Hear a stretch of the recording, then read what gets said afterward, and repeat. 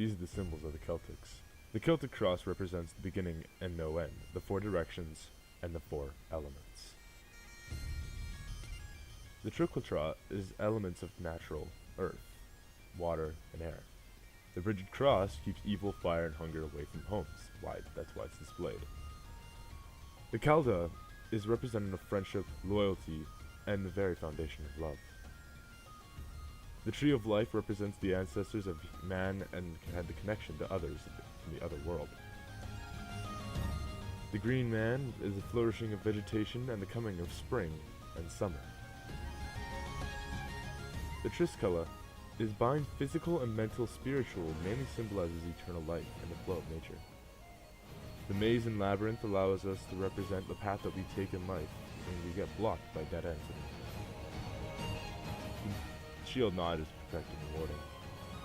The spiritual, the first one is personal power.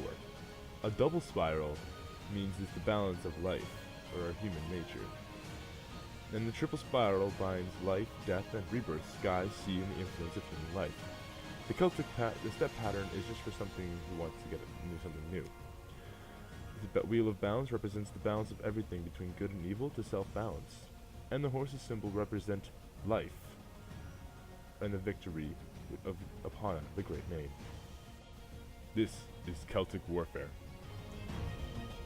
In long-range Celtic warfare, they would use a javelin, but they would also use a harpoon, a sling, a bow, but in main weaponry, when using close range, they'd use a spear, a hammer, a war axe, a sword, but no armor. Why do you ask?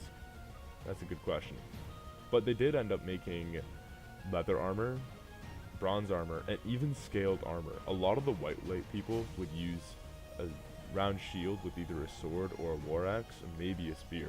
But more of the heavier people would use a rectangular shield, a hexagon shield, or even a square shield with a war hammer, a sword, or a spear.